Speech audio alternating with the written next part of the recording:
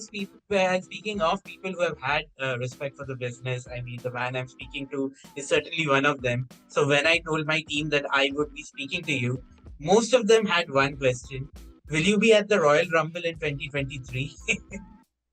My God, I would love to. I truth be told, I was almost a part of the Royal Rumble here in Philadelphia. It's been here twice. The Right. time before the Rumble was in Philly. That was the infamous Roman Reigns winning one, where Right. everybody wanted Daniel Bryan to win, but Roman won. I had reached out to JBL of all people, and Wow. JBL went to the office and pitched me for the Royal Rumble's in Philly. Philly's an ECW town. And at the time, me and Stevie Richards and Joey Styles were coming out with a DVD, ECW Unreleased Volume 3 for WWE. So I was like, hey, it's Philly, it's ECW territory. You're putting out an ECW DVD with me being one of the hosts. What better way to promote the DVD than, hey, Blue Meanie, ECW, by the way, here comes ECW Unreleased Volume 3. And it came down to two people. Like they were going, they wanted to have like ECW guy in there. It came down to and Bubba Ray Dudley. And it was almost me, but they picked Bubba. And that's awesome. You know, no regrets. You know, I love Bubba. Bubba's a great guy. I love him to death. And, you know, they picked Bubba, but I was almost in that Rumble. I wish I could be in a Rumble, but WrestleMania is coming to Philadelphia. WrestleMania is coming to Philadelphia very soon. So we will see, you know, if we can have an ECW presence at the WrestleMania here in Philadelphia. Fantastic, man. Speaking of one of the people that you have a history with, I know we are running out of time. So, one of the people that you faced back in the day was Edge, who's become one of the biggest stars in the world right now. Do you have any memories of facing Edge, and did you think he would become such a big star? Oh, Edge is amazing. I most recently I was going to England for a concert. I was going there for the Taylor Hawkins tribute concert. Oh, And I wow. ran into Edge into the airport. And I know Edge is a big Foo Fighters fan too. And I was like, oh, you going to the Foo Fighters? I forgot there was Clash at the Castle. He's like, no, I'm not going to the Foo Fighters.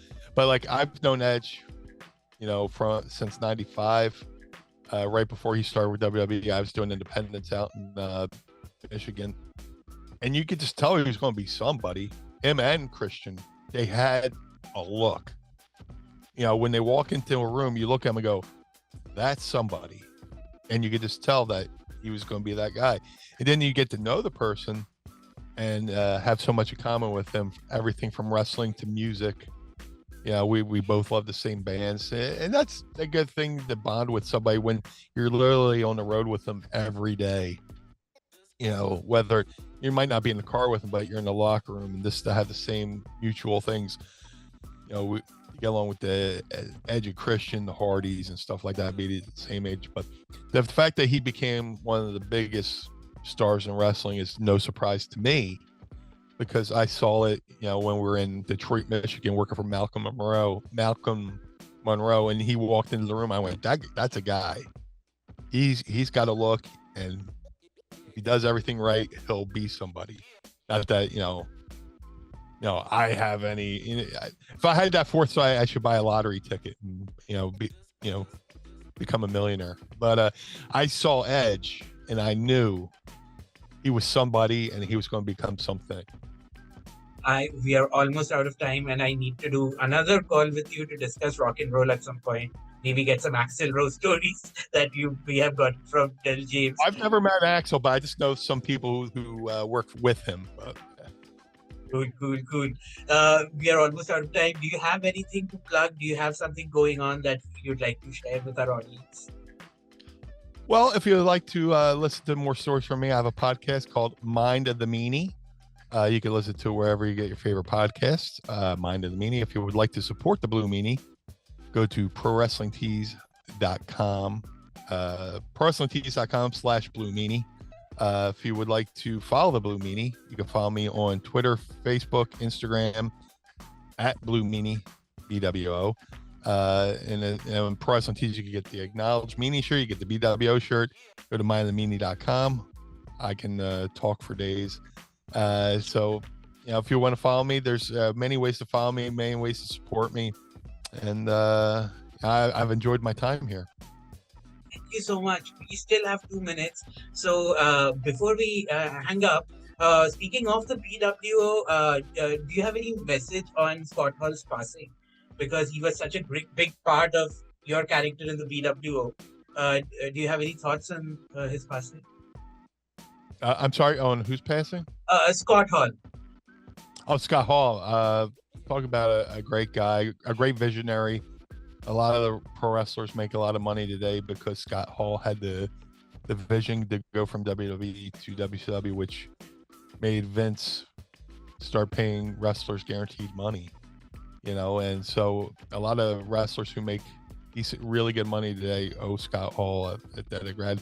But when it comes to the BWO, he was very cool with it. All the NWO members were very cool with the BWO.